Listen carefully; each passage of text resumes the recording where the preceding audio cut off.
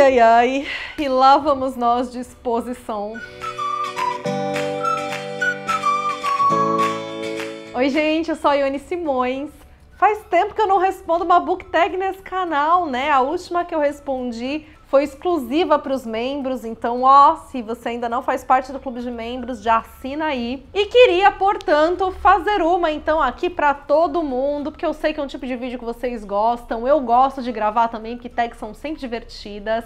Para gravar essa, eu pedi a sugestão de vocês lá no Instagram, e basicamente a única sugestão que eu respondi foi desta book tag, que estarei, portanto, respondendo para vocês agora. Ou seja, já me segue lá no Instagram também, @Ione_Simões. E estou falando da book tag Expondo Leitores, que foi criada pelo Vitor do Geek Freak, que, aliás, vamos combinar, rei das criações de book tags, né? Eu tenho a impressão que, sei lá, 90% das tags que eu já respondi aqui foram criação dele. Thaís, muito parabéns. E o intuito dessa book tag, portanto, como o nome já diz, é expor a gente, os nossos hábitos de leitores, aquela parte da nossa vidinha de leitores e consumidores de livros, acumuladores de livros, que talvez não sejam assim tão legais. Já começando assim, ó, com tapa na cara. Qual a porcentagem de livros não lidos da sua estante?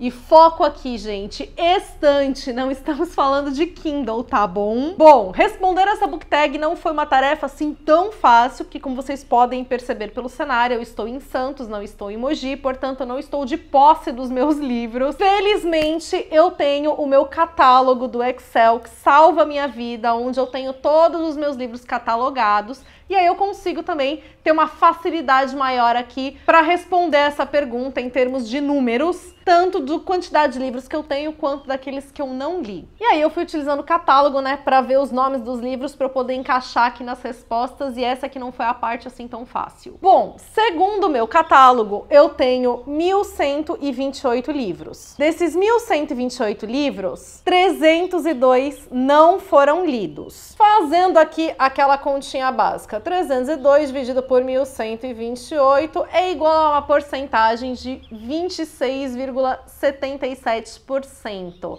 Arredondando, 26,8% dos meus livros não foram lidos. Não farei uma análise de julgamento aqui, deixarei apenas a informação no ar. Segunda pergunta, qual livro você sabe lá no fundo que só comprou pela beleza, mas jura que vai ler? Assim, eu não tenho, né, mantido aí na minha estante livros que eu já desisti de ler. Pode até ser que eu tenha comprado por impulso em algum momento, não vou dizer que eu nunca fiz isso, porque já fiz várias, mas eu só tenho realmente mantido comigo coisas que fazem sentido, né? Então, tirar livros da estante não é algo que é realmente um problema pra mim. Esse ano mesmo, eu já fiz doação de livro aí de tirar coisa de mais de 70 livros. Mas assim, uma edição que eu tenho lá, né, e que vou ter que colocar aqui por foto pra vocês, porque infelizmente não tenho como mostrar, e é uma edição belíssima, é a obra completa de William Shakespeare, que é uma edição da Barnes & Noble, né, uma edição importada, em capa dura, a página é dourada nas laterais, ó, lindíssima. E na real, não é que eu não pretenda ler a obra completa de Shakespeare. Já li bastante coisa dele e pretendo de tempos em tempos ir lendo. Só que, na verdade, eu não pretendo fazer isso em inglês, né? Porque se Shakespeare já é algo que exige uma leitura mais atenta, mesmo em português, em inglês o negócio fica ainda mais difícil. E eu já tentei, tá? E aí quando eu me deparei lá com um pronome, né, medieval, coisa que já não é mais usado, uns they, umas coisas que... Não, eu falei, tá, vamos ter que fazer em português mesmo, né? Então eu até tenho box das obras do Shakespeare em português, que é por onde eu vou fazendo as minhas leituras. Então pretendo ler a obra de Shakespeare, mas não nesta edição, que realmente está na minha estante, porque ela é linda. Qual calhamaço fica na sua estante só para dizer para as visitas, olha como eu sou leitor, mas você nunca leu ele de fato? E aqui podemos falar da edição, né, de Os Miseráveis, do Victor Hugo, que é a edição da finada Cosac Naif, uma editora que era maravilhosa, que tinha as edições super caprichadas, a editora não existe mais porque ela faliu. Hoje em dia, os livros da Kozak Naive já viraram, assim, raridade, valem uma fortuna. E, bom, sendo muito honesta, os livros não estão lá só para enfeite ou só para falar, olha como eu sou leitora, porque eu realmente pretendo ler Os Miseráveis um dia. Quando é esse dia? Não sei. Aquela série que você comprou todos os livros, mas não leu nem o primeiro, ou só leu o primeiro e o resto tá lá mofando. Ó, essa foi uma das que foi difícil de responder, porque, de novo, como eu falei pra vocês, eu não tenho mantido comigo coisas que eu já desisti de ler e tal. Então foi bem difícil pensar. Inclusive, eu tinha já preparado aqui pra dar uma resposta pra vocês de uma série que tá no meu Kindle, não na estante. Mas aí falando agora, eu lembrei de uma série que ainda tá lá e que se enquadra nessa categoria. E estou falando da trilogia Millennium do Stieg Larsson, que é uma trilogia de thrillers. O primeiro livro, O Homem que Não Amava as Mulheres. É um livro excelente, eu amei quando li. Eu assisti as duas adaptações dele, né? A original, que é a sueca, e depois a estadunidense. E eu tenho os outros 2 livros da trilogia, e desde então eu não li nenhum. Né? Assim, o primeiro, né, O Homem que Não Amava as Mulheres, eu li, se eu não me engano, em 2015. A gente tá em 2023, pelo amor de Deus. E eu ainda não consegui ler, tá? Vamos colocar na prioridade dar andamento pra essa série. E assim, fazendo aquela consideração, hoje em dia, essa série não é mais uma trilogia, eu acho que ela já tem cerca de 6 livros, mas o Stieg Larsson morreu, e aí outro escritor deu continuidade para as obras dele, respeitando o estilo do autor, respeitando, né, as anotações iniciais, o que ele já tinha desenvolvido, mas os outros livros, então, não foram escritos pelo Stieg Larsson, e no caso, eu pretendo ler só a trilogia original mesmo, eu não pretendo continuar lendo os demais. E se vocês ficaram com curiosidade de qual era a outra série que eu ia responder aqui, no caso, eu estou me referindo a Percy Jackson. Eu tenho todos os livros no meu Kindle, então eles não estão ocupando espaço na estante, e em minha defesa, eu paguei R$ 4,90 no box com todos os livros. Então, realmente, sim, foi algo imperdível, não foi um super dinheiro que eu investi, não é algo que está pegando pó na minha estante. Não sei se eu vou realmente ler. Tenho curiosidade, quem sabe um dia eu leia. Comprei vários livros dessa pessoa, mas ainda não li nenhum. E aqui eu também tenho um box do Ernest Hemingway, né? Então, tenho curiosidade de ler Hemingway em algum momento, tenho 3 livros dele e até hoje não li nenhum. Perdão. Um livro que você não gostou tanto, mas deixa na estante só pra embelezar ou porque não consegue se desfazer. Ó, eu tenho poucos casos de livros assim na estante. Se ele é um livro que não pertence a nenhuma série ou faz parte da coleção de algum autor que eu goste, sei lá, e eu não gosto do livro, eu passo pra frente assim, sem pensar 2 vezes, não tenho esse apego. Então eu realmente tenho poucos livros que eu não gostei, né, mas que ainda estão na estante. E por que que eu ainda tenho esses livros? Porque faz parte desse caso que eu falei, em geral, coleções de escritores que eu gostei muito, e aí eu tenho dificuldade em, tipo, não ter, sei lá, um livro daquela pessoa, sabe? Ou, enfim, autores que eu faço questão de ter, sei lá, todos os livros dele lá. E aqui uma autora que se enquadra nessa categoria, que tem alguns livros que eu não gostei tanto, é Sophie Kinsella, e eu acho que o caso mais recente é o Amar é Relativo, que foi o último livro dela que eu li. Temos lançamento da autora, né, aqui esse ano pela Record. Pretendo ler, mas eu tô indo, né, com aquele pezinho atrás, porque os últimos livros que eu li da Sophie Kinsella já não conversaram mais muito comigo, mas é uma autora, gente, importantíssima na minha formação aqui de leitora, por muito tempo, né, minha escritora favorita, minha grande referência nos chick lit, que impactou muito, né, até no que eu decidi escrever quando eu comecei a escrever.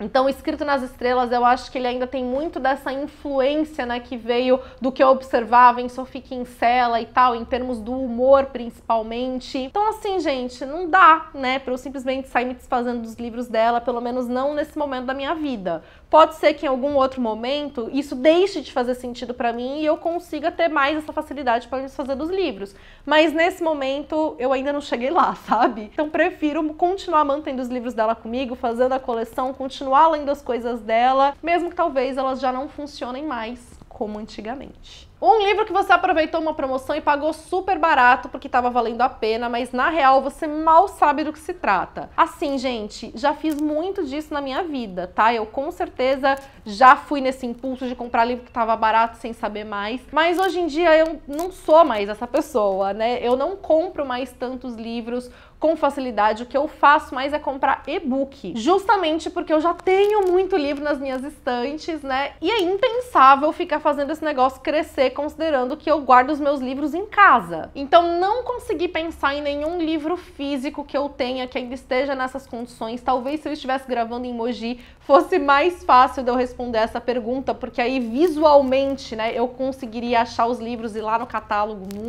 rolou. Então a minha resposta vai para e-books que se enquadram nessa categoria. E eu tô falando dos dois livros da Lorraine Heath, Amor de um Duque e Desejo e Escândalo. São os dois primeiros livros dessa série da autora, que eu sei que é um romance de época e que eu vi geral falar muito bem, que são livros, né, muito bons e tal. Mas assim, eu não sei exatamente sobre o que são as histórias, sobre o que é a série, eu não sei nem se os livros são tipo spin-off ou se são de um mesmo personagem, não sei. Eu só sei que eu comprei numa promoção, também paguei super barato, acho que eu paguei menos de R$5 em cada e-book, justamente por isso que eu comprei, porque tava barato e talvez em algum momento eu venha a ler. O clássico que tá na estante, só pra dizer que é cult. Também não vou dizer que é algo que é só pra, tipo, falar, ai meu Deus, como é cult. Mas se tratam de livros que eu não li na íntegra. Eu li partes dele, né, na faculdade e que são obras, assim, extremamente importantes na história da literatura e, portanto, são livros que eu não pretendo me desfazer. Mas assim, eu também não tenho uma previsão de voltar a ler esses livros em breve. Pretendo em algum momento ler, né, na íntegra, mas como eu falei até hoje, eu li partes deles, porque foi até o que foi solicitado na faculdade, né? Não foi pedido para ler na obra, só ler essas partes e a gente estudou a partir delas.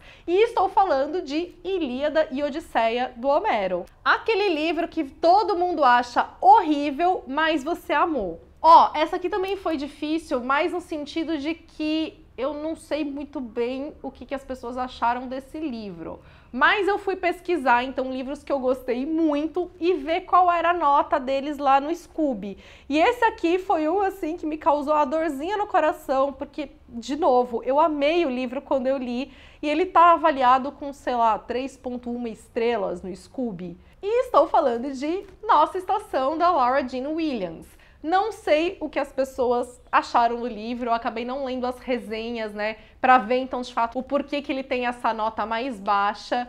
Mas quando eu li, gente, eu li o livro basicamente em um dia, porque eu não conseguia parar de ler. E foi aquele livro que era o que eu precisava naquele momento, sabe? Ele me entreteve horrores, eu dei muita risada, eu me emocionei, eu terminei o livro com aquele coração quentinho e aquela sensação de que tá tudo bem a gente acreditar, às vezes, em destino, que o universo, né, tá se movimentando pra fazer as coisas acontecerem pra gente, que a gente pode acreditar em amores improváveis. Eu gostei muito dos diálogos dele, né, dos temas que são discutidos ali, mesmo que de uma forma talvez até mais superficial, mas que estão presentes na história.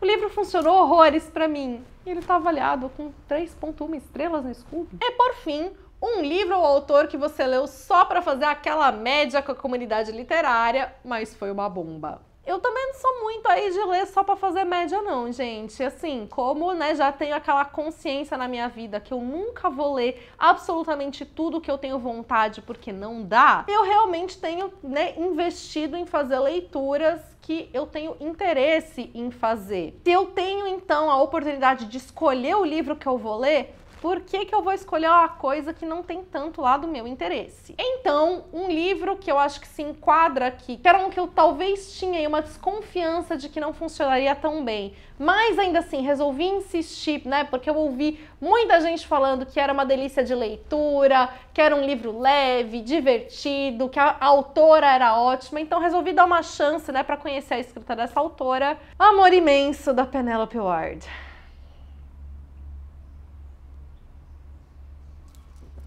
E é isso aí, gente. Que livros vocês responderiam para essa book tag? Muito obrigada por ter assistido, espero que você tenha gostado, se divertido com o vídeo. Já deixa aqui seu comentário pra gente trocar as nossas impressões e deixa também sua curtida, porque isso ajuda muito no meu trabalho. Obrigada por isso. Para quem tá chegando agora, seja muito bem-vindo, seja muito bem-vinda. Já ativa o sininho para não perder as notificações de vídeos novos e me acompanha nas demais redes sociais, que por lá o nosso contato ainda é mais próximo. Beijos para todo mundo, até o próximo vídeo.